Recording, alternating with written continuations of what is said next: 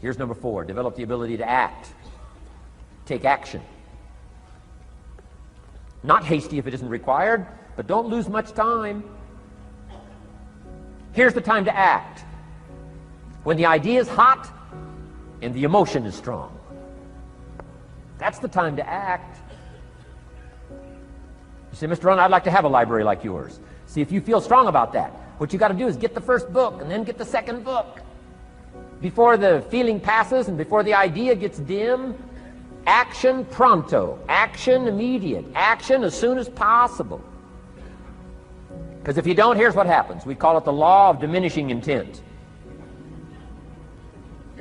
We intend to when the idea strikes us. We intend to when the emotion is high. But now if you don't translate that into action fairly soon, now the intent starts to diminish.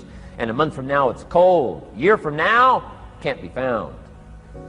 So act. Set up a discipline when the emotions are high and the idea is strong and clear and powerful. That's the time to set up the discipline. Somebody talks about good health and you're stirred. Say, right, I need to get a book on nutrition. Get the book before the idea passes and before the emotion gets cold. Go for the book. Start the library. Start the process. Fall on the floor. Do some push-ups. Action. Got to take action. Otherwise, the wisdom is wasted. Otherwise, the emotion soon passes.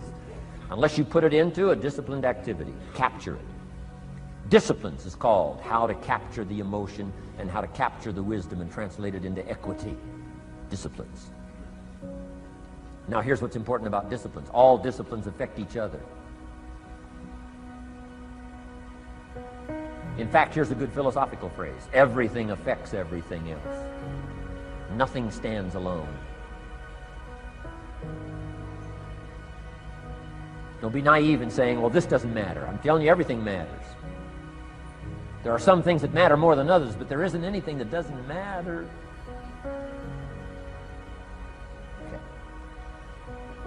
We all pity the man who says, well, this is the only place I let down. Not true. Key to take home. Every letdown affects the rest of your performance. Every letdown affects the rest. This is part of the educational process on personal development.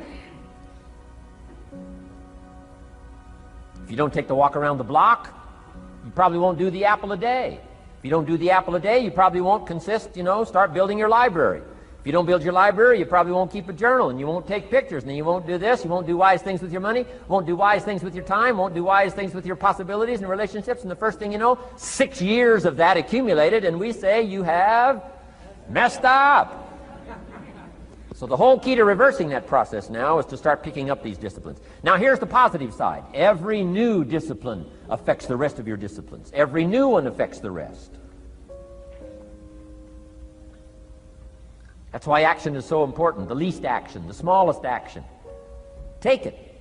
Because when you start accomplishing and the value starts to return from that one action, it'll inspire you to do the next one and the next one and the next one. You start walking around the block, it'll inspire you to get an apple. Get an apple, it'll inspire you to get a book. Get a book, it'll inspire you to get a journal. Get a journal, it'll inspire you to grow, develop some skills. All disciplines affect each other. Every lack affects the rest. Every new affects the rest. The key is to diminish the lack and set up the new. And you've started a whole new life process. Key.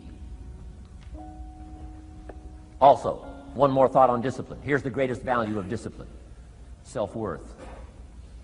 Self-esteem. People are teaching self-esteem these days, but they don't connect it to disciplines. The least lack of discipline, and it starts to erode our psyche. One of the greatest temptations is to just ease up a little bit, right?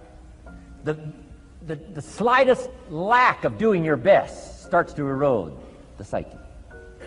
Instead of doing your best, doing just a little less than your best. Sure enough, you say, well, it's just going to affect my sales. No, it's going to affect your consciousness. It's going to affect your philosophy. Now you've begun in the slightest way to affect your own philosophy. Here's the problem with the least neglect. Neglect starts as an infection. And if you don't take care of it, it becomes a disease.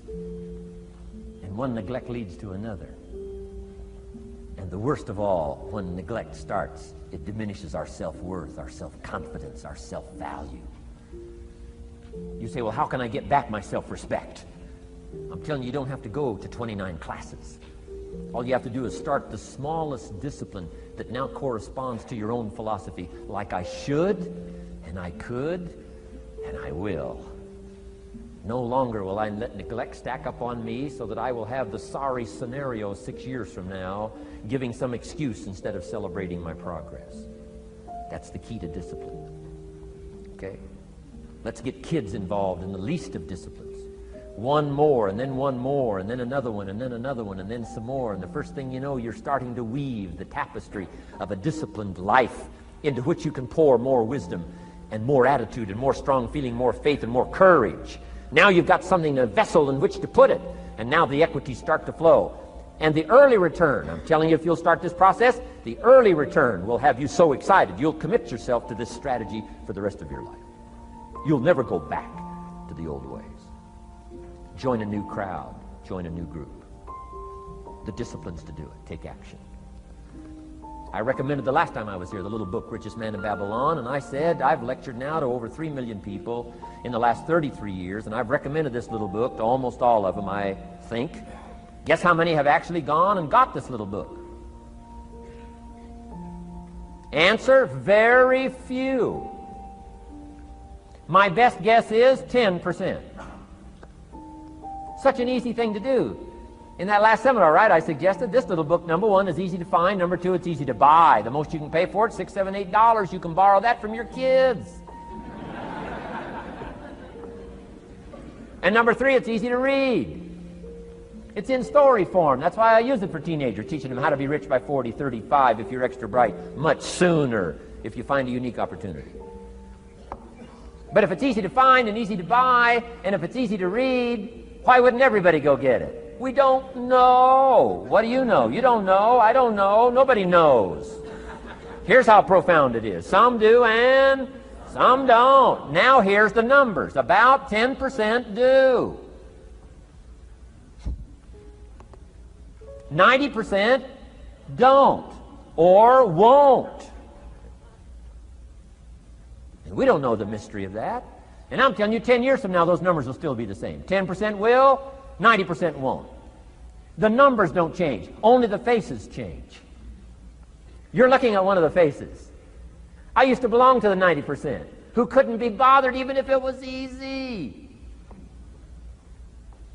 Guess how many people have a library card? Wisdom of the world available. Transform your life in any value amount you want. By the way, how much is a library card in Texas? Free. Here's what free is. Easy. I mean, it can't be any easier than free. Somebody says, well, would you bring it by? Well, no. At least you got to go get it. No.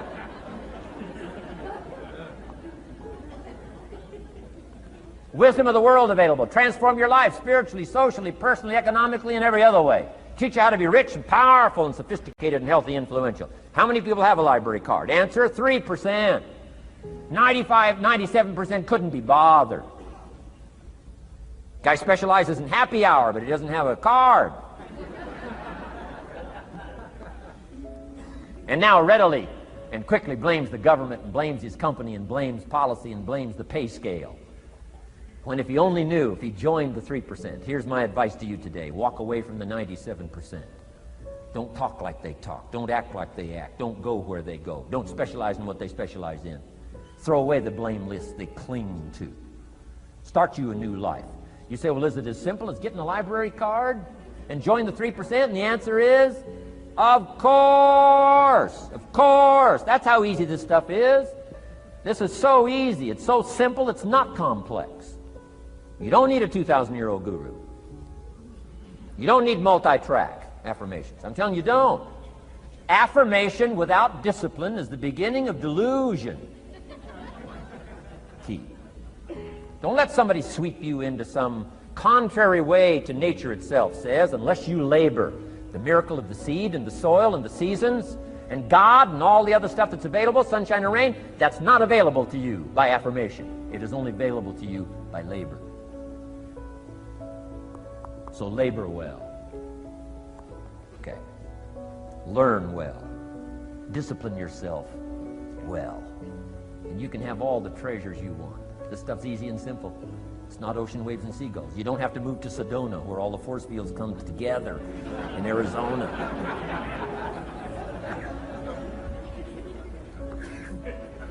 Let's teach our kids the simple ways to transform their health, number 1. Their economics, number 2. Their ability to communicate, number 3. Their life and treasure and lifestyle, number 4. Spirituality, number 5. And the list goes on and on. Let's not leave out any of the least of disciplines that encourage us to do the next one, to do the next one, to do the next one. First thing you know, this whole scenario for you is spinning up instead of out of control on the negative side. This is all you got to do. It's as simple as this. It's as simple as a start, committing yourself to life change. And once you start down this road, I promise you, you'll join the 10% and the 3%. We're going to talk financial independence in just a little while. Guess how many people can retire from the income of their own personal resources when it comes time to retire? Answer, 5%. In the most independent country in the world, 95% are dependent, 5% are independent.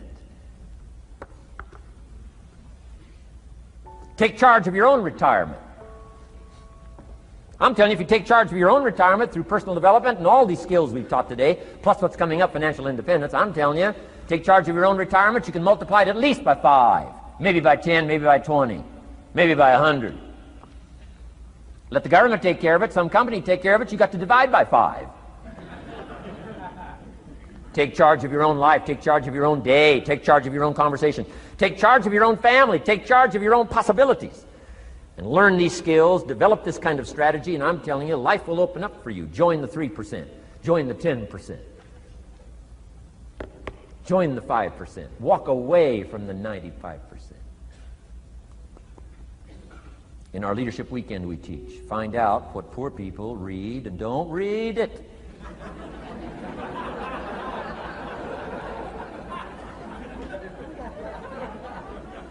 I'm telling you, don't talk like they talk. Lend a helping hand, but don't fall into their poor philosophical scenario. Don't blame what they blame. Don't use the excuses they use. It's called the language of the poor. Switch gears, switch language, switch ideas, switch strategy. Start with the simplest of disciplines. And don't bemean any of these disciplines. The smallest of disciplines starts the process of life change. And if you'll invest in this thing called discipline, you can have whatever you wish. It's called the beginning of a miracle. Now here's the last clue on discipline. Do the best you can. We covered earlier, but here's a good scenario for the do the best you can. I've got a good question for you. Is the best you can do all you can do? And the answer is no. Strangely enough. If we all fell on the floor right now and did as many push-ups as we possibly could, and let's say for some reason you haven't been into push-ups lately, I can't imagine why, but let's say the best you can do is 5. And you look up at the rest of us and say, hey, 5 is the best I can do. We can tell by the look on your face that's probably true. 5 is the best you can do. Now, is 5 all you can do? The answer is no. If you rest a little, you can do 5 more. Wow. And if you rest a little, you can do 5 more. And if you rest a little, you can do 15 more. How did we get from 5 to 15? It's a miracle.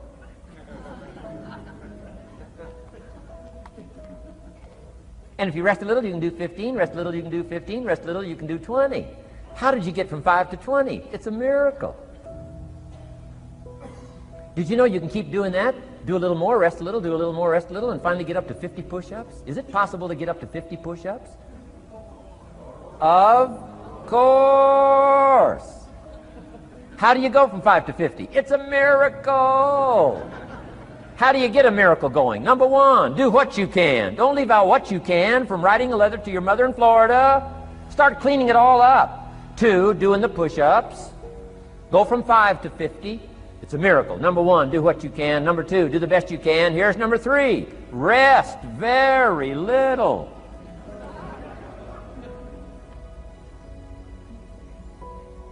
Don't rest too long. Why? The weeds take the garden. Kids have got that figured out. You can't rest too long. Here's the clue. Make rest a necessity, not an objective. The objective of life is not to rest. The objective of life is to act.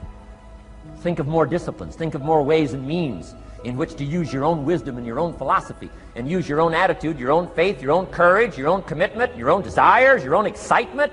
Invest it, invest it, invest it, invest it in discipline so that it's not wasted. The smallest of discipline. Thereby transform your life. Join the 5%, join the 10%, join the 3%.